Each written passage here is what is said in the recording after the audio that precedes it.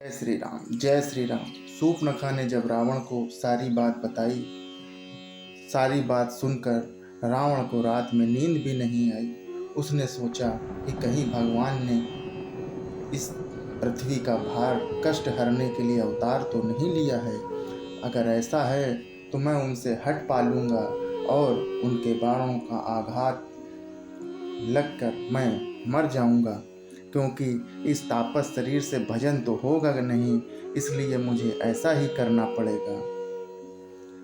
चला अकेले जान चढ़ित हैवा, बस मारीच सिंधु तट जहवा। इहाँ राम जसी जुगुत बनाई, सुनहु उमा सो कथा सुहाई। यूं विचार कर रावण रथ पर चढ़कर अकेला ही वहां चला जहां समुद्र के तट पर मारीच रहता था। शिव जी कहते हैं कि हे पार्वती, यहाँ श्री रामचंद्र जी जैसी युक्ति रची वह सुंदर कथा सुनो कि लक्ष्मण गए बन ही जब, लेन फूल फल कंद। जनक सुतासन बोले, बिहसी कृपा सुख वृंद। लक्ष्मण जी जब कंद मूल फल लेने के लिए वन में गए, तब अकेले में कृपा और सुख के समूह श्री रामचंद्र जी हंसकर जानकी जी से बोले कि सुनहु प्रिया व्रत रुचिर सुशीला, मैं कछु कर बिललति नर लीला।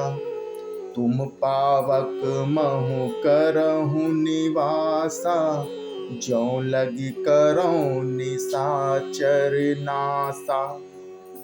हे प्रिय, हे सुंदर, पतिव्रत धर्म का पालन करने वाली सुशीले सुनो, मैं अब कुछ मनोहर मनुष्य लीला करूंगा। इसलिए जब तक मैं राक्षसों का नाश करूं, तब तक तुम अग्नि में निवास करो। जब ही राम सब कहा बखानी, प्रभु पद धरी ही अनल समानी। निज प्रतिबिंब राखी तह सीता, तैसई शील रूप सुविनीता। श्री राम ने ज्यों ही सब समझ कर कहा, त्यों ही श्री सीता जी प्रभु के चरणों को हृदय में धर कर अग्नि में समा गए। सीता जी ने अपनी ही छाया मूर्ति वहां रख दी, जो उनके जैसे ही शील स्वभाव और रूप वाली तथा वैसी ही विनम्र थी। सीता जी ने अपना रूप रख दिया और स्वयं अग्नि में चली गईं। लोग कहते हैं कि सीता जी को रावण छल ले गया, पर वो उनकी छाया रूप ही थी। लक्ष्मण हूँ यह परमु न जाना, जो कछु चरित रचा भगवाना। 10 मुख गयो जहाँ मारीचा, नाई माथ स्वार्थ रत नीचा।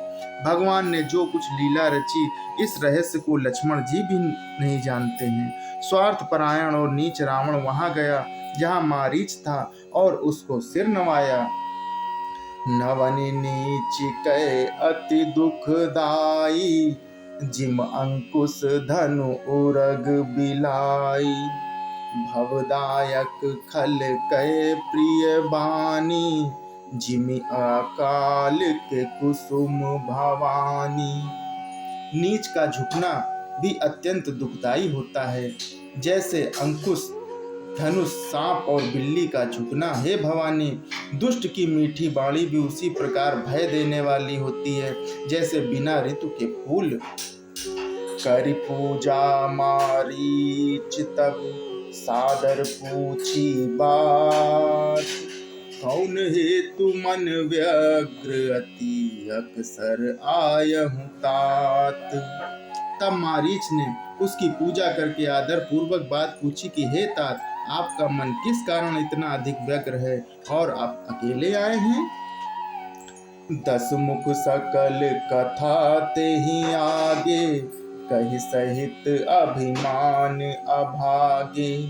हूँ कपट मृग तुम छलकारी, जहि विधि हरि आनो नृप नारी।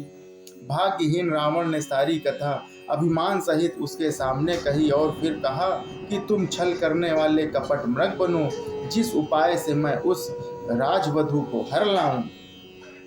तेहि पुनि कहा सुनहु 10 सीसा, ते नर रूप चराचर ईसा। तासों तात बयरु नहीं कीजय, मारव मारी जियाए जी जय।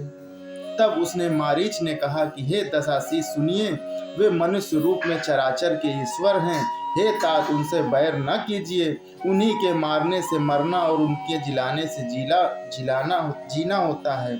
सबका जीवन मरण उन्हीं के अधीन है। मुनि मख राखन गयो कुमारा, बिनु फर सर रघुपति मोहि मारा। सत जो जन आयऊ छन माही, तिन सन बयरु किए भल नाही। यही राजकुमार मुनि विश्वामित्र के यज्ञ की रक्षा के लिए गए थे। उस समय श्री रघुनाथ जी ने बिना फल का बाण मुझे मारा था, यानी जिसमें आगे नोक नहीं लगी होती है, जिसमें मैं क्षण भर में 100 योजन आ गिरा। उनसे बैर करने में भलाई नहीं है। भई मम कीट भृंग की नाई, जह तह मैं देखऊं दो भाई। जो नर तात तदपि अति सूरा, तिनहि विरोध न आयहि पूरा। मेरी दशा तो भृंगी के कीड़े सी हो गई है। अब मैं जहाँ तहाँ श्री राम लक्ष्मण दोनों भाइयों को ही देखता हूँ। और हे तात, यदि वे मनुष्य हैं तो भी बड़े सूरवीर हैं, उनसे विरोध करने में पूरा ना पड़ेगा, यानी कि सफलता नहीं मिलेगी। जेहि ताड़ का सुबाहु हति, खंड हर को दंड। खर दूषण तिसरा वध्यु, मनुज की अस बरी बंड। जिसने ताड़का और सुबाहु को मारकर शिव जी का धनुष तोड़ दिया और खरदूषण और तीसरा का वध कर डाला, ऐसे प्रचंड बली भी कहीं मनुष्य हो सकते हैं। जय श्री राम, जय श्री राम।